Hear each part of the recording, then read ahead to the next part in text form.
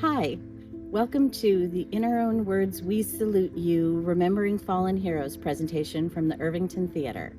My name is Kim Vogelsang Gilligan. I am the chairperson of the Irvington Theater Commission, as well as the curator for our In Our Own Words series, where we give people who don't traditionally have a voice a chance to share their stories. I wanted to do this Memorial Day salute because I come from a family with a long line of people who served. 3 of my uncles were in Vietnam. My grandfather was at Pearl Harbor and several other World War II battles, and I'm actually a Gold Star daughter. My father was killed in Vietnam 10 days before I was born. This is very personal to me and very special, and I'm grateful to everyone who is going to share their stories with us in these videos. One of the things that being a Gold Star daughter has meant for me is that I participate in a lot of events honoring service members, including the reading of the names at the Vietnam Veterans Memorial every 5 years, and the Memorial Day Parade here in Irvington. As an amateur photographer, I love to take photos of these events and share them, both to remember how I felt at these and to make sure that these memories aren't lost in time. In these videos, you will get to hear stories from people who have lost loved ones, as well as those who have special ways of honoring those who have passed. Thank you, and enjoy the presentation. Hi, my name is Noreen Doloughty, and Memorial Day has always been a confusing day for me. I don't remember ever not knowing that my dad, James Doloughty, was killed in Vietnam when I was a baby, but I also don't have any memories of my own of my dad. Family events have always been weird. Apparently, we had to go to a posthumous medal celebration and then have my first birthday party. I learned some of the basics about my dad, like due to pressure from my dad's father, he dropped out of community college and got drafted. Once he got to basic training, my mom realized that she was pregnant with me, so they married when he had a brief leave after basic. And when he finished training, he was able to come home around Christmas when I was baptized. We have just one photo of the 3 of us together. He left for Vietnam at the end of February 1969, serving as a staff sergeant in the 1st of the 502nd Infantry, 101st Airborne Division. On July 11th, 1969, we got the knock at the door. My mom said the 2 casualty officers asked her if she wanted to go tell my dad's parents. She said no, of course.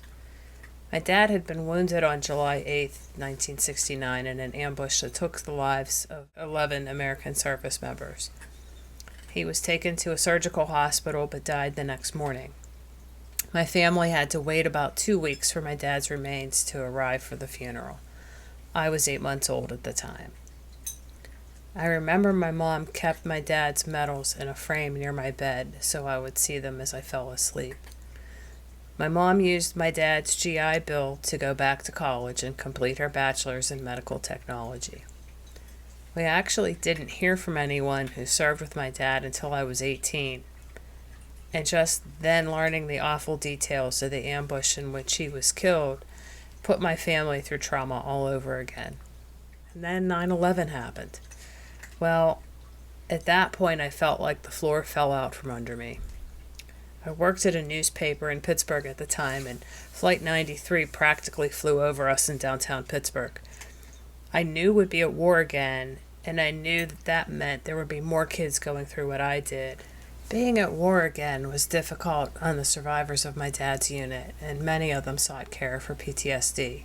One of the vets, Freddie, asked me to bring my mom to visit him in Florida. He helped to get my dad out of a firefight after he'd been shot. I was trying to find the narrative to submit paperwork to get my dad's posthumous Silver Star that my family had never received. Someone eventually found the orders for the medal, but by that point, my mom and Freddie hit it off, and the 3 of us traveled together to Washington, D.C. for Veterans Day, and there we met with another survivor. So in 2006 and again in 2008, I traveled with a group of Pittsburghers who undertake charity projects in central Vietnam. Two of the men in Vietnam who arranged for me to visit the area where my dad's unit were ambushed both had personal experiences with the war as well. I gave my gold star pin to the man whose father was also killed in the war. But one of the things I really enjoyed was meeting the young children in Vietnam who were just so excited to meet me and accepted me, and it helped that I had a camera and candy, I suppose, but they were such a joy. And I brought that home with me, and I also brought home some sand from the beach since my dad died in a surgical hospital along the coast. So in 2012, I signed up to volunteer with TAPS, the Tragedy Assistance Program for Survivors, and their National Military Survivor Seminar and Good Grief Camp that's held in Arlington, Virginia.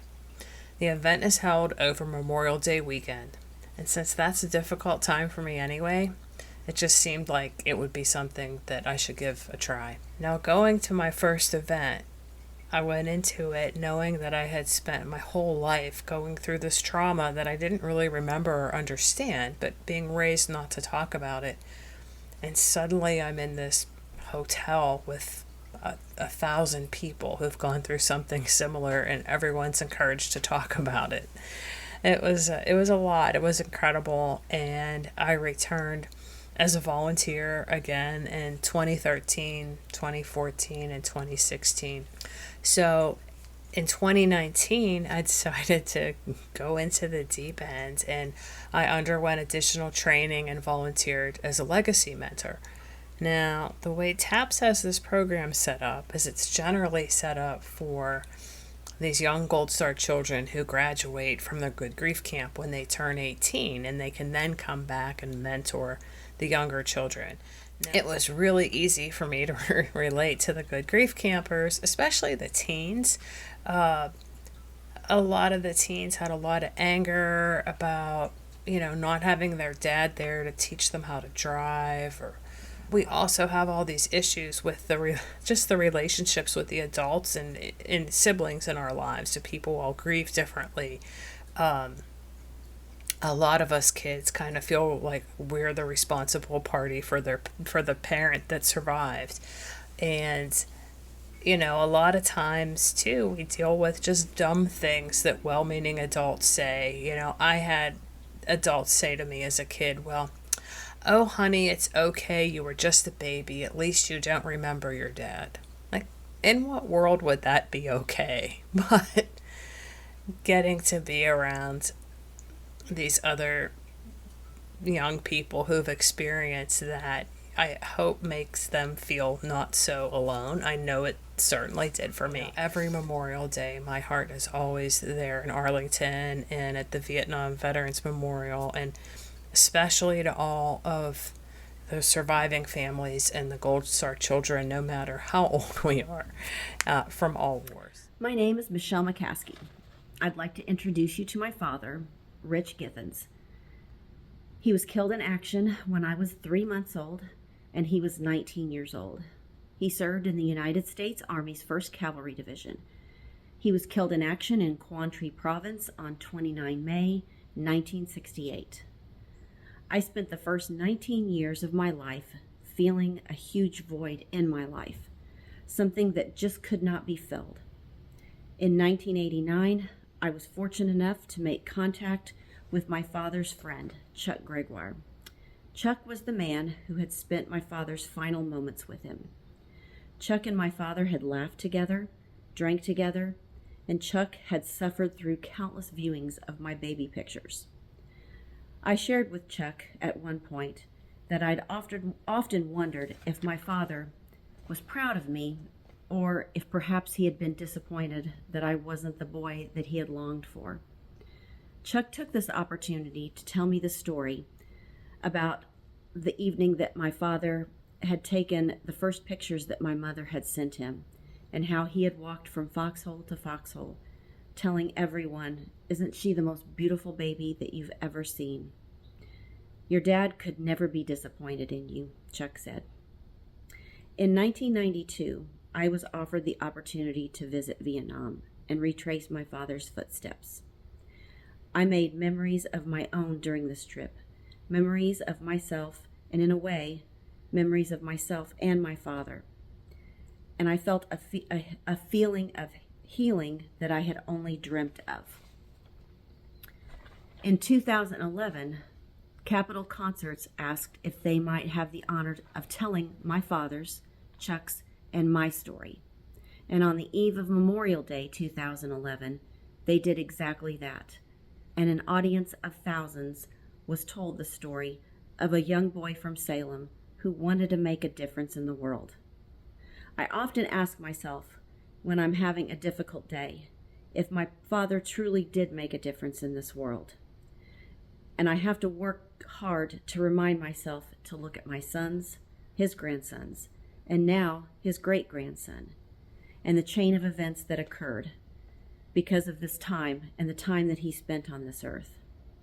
And I do truly believe now that he has, and he continues to make a difference in this world.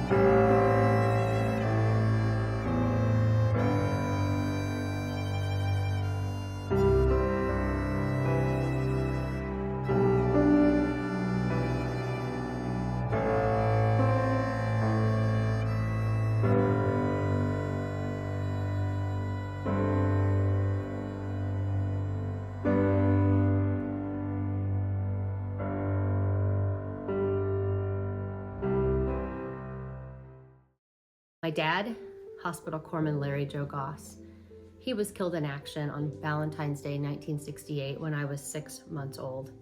I want to share with you about his life, the way he lived it, and the legacy that he left behind. My dad was a senior at Marion High School in 1964 when he set a goal of becoming a medical doctor and going to college. The problem was he didn't have enough money to go to college, and so he worked at a factory called General Tire and saved up enough money during his senior year and the year that followed to be able to enroll in Ball State University. He was accepted and he was supposed to start January of 1966. But in December 1965, he was shocked to receive a draft notice in the mail. My dad actually thought he had a college deferment, but he did not. And so he enlisted in the Navy to be a Navy corpsman. My dad thought that as a Navy corpsman, if the war did not end and his orders came, that he would be on a ship. But what happened was in September of 1967, his orders came telling him that he was to report to the Marines. He actually served with the Kilo 39 Marines on the front line as their doc. My dad lost his life attempting to save the life of a wounded Marine by the name of Frederick Bungartz. But before we talk about his death, I want to talk to you about his great love. This is my mom, Marty Gibson. She was at a bowling league in Gas City when she met my dad. He was working for 3 weeks for his uncle prior to going to boot camp, and he came up and took my mom's order. She asked for a Coke. When he returned, he said, "I don't have a lot of time before I have to report to Uncle Sam, but if you want to improve your bowling game, I'll give you free lessons." My mom went home, broke up with the bank examiner that night, and they were inseparable. They were married in October of 1966 while my dad was working at the Great Lakes Naval Hospital, and I was born 9.5 months later in July of 1967. This is a book that I wrote to honor my dad. It is called Kiss Lori for Me because my sweet, hardworking, determined, loving father ended his love letters to my mom with the words, God bless Marty and Lori, sleep warm, and kiss Lori for me. I am sure that it was my dad's way of saying to my mom, if I don't make it home, make sure Lori knows how much I love her. My dad left a legacy of love. In this book, you'll find 27 letters that he sent home, and you will also find the letters, the journals, the journey that my mom was on when she found out that my dad was missing in action. He was missing in action for 21 days. On March the 6th, his body was recovered, and those remains were sent back to our hometown here in Marion, Indiana. This is my mom and I. We had a hard life, a hard journey. I am not one to spend a lot of time dwelling on that. I just share that with you to say that we owe it to our servicemen and women and to their families to support them, to walk beside them, to thank them, to honor them. My dad left a legacy of love, and now he has not just one daughter, but 5 grandchildren and 6 great-grandchildren and a son-in-law. And so today I just want to leave you with my dad's legacy of love, a legacy that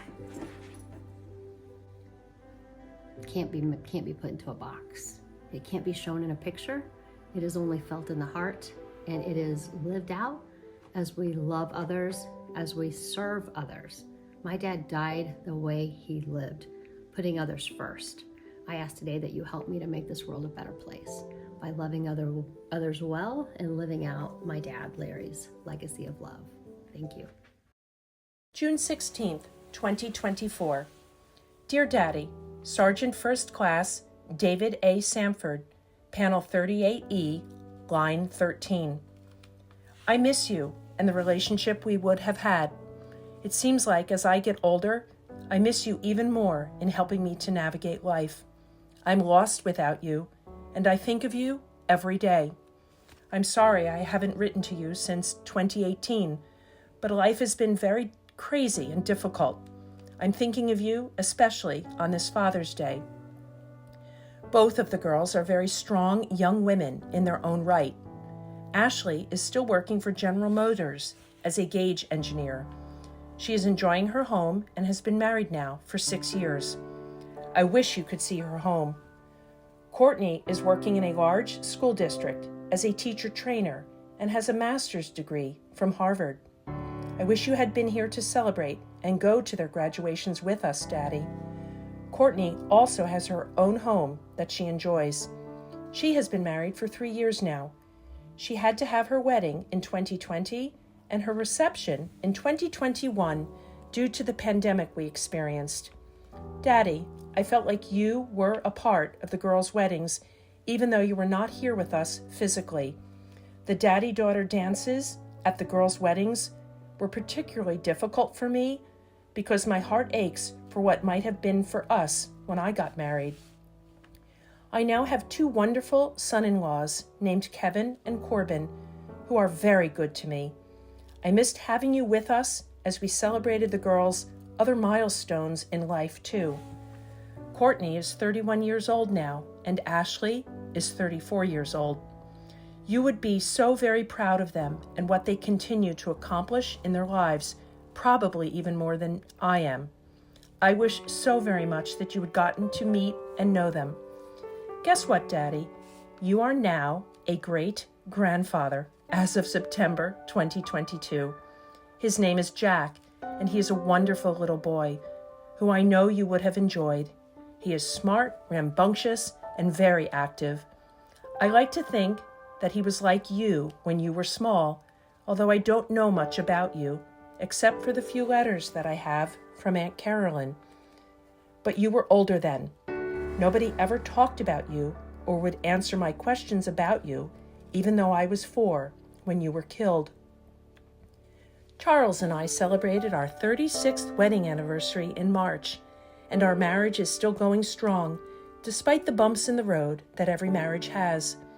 I think that you would have liked him, as he loves me, and helps me to deal with your loss on a daily basis. He reminds me that I am the daughter of a logistics sergeant and does it in a loving way. I am lucky that I have a spouse who accepts me, baggage and all. Well, Daddy, I have more news. I found a new job working as a project consultant in our local community. I am working on maternal child issues within our state. I really like the job, and it gives me the opportunity to use all of the experiences that I have had in the past to benefit the people who could use it the most. I hope that this is the last job that I will have before I retire, and I look forward to the changes that I will be able to make in the world through this job. I have been a registered nurse now for 37 years.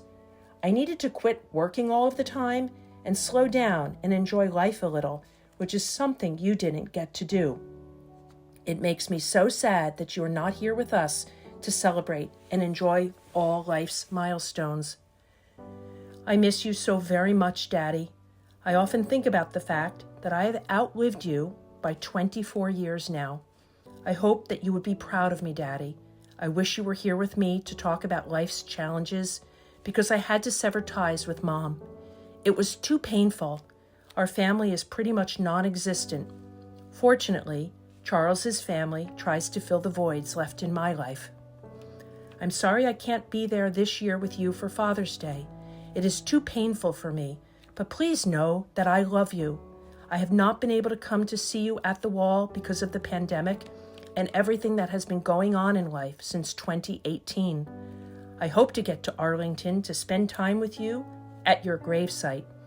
I really appreciate having the wall as a place where we can be together. I know that you are reaching out to me, and I see those signs, Daddy, just so you know. My heart aches for you every day, and I look forward to the time that we will be together again in heaven. I will always remember you. Your loving daughter, Susie.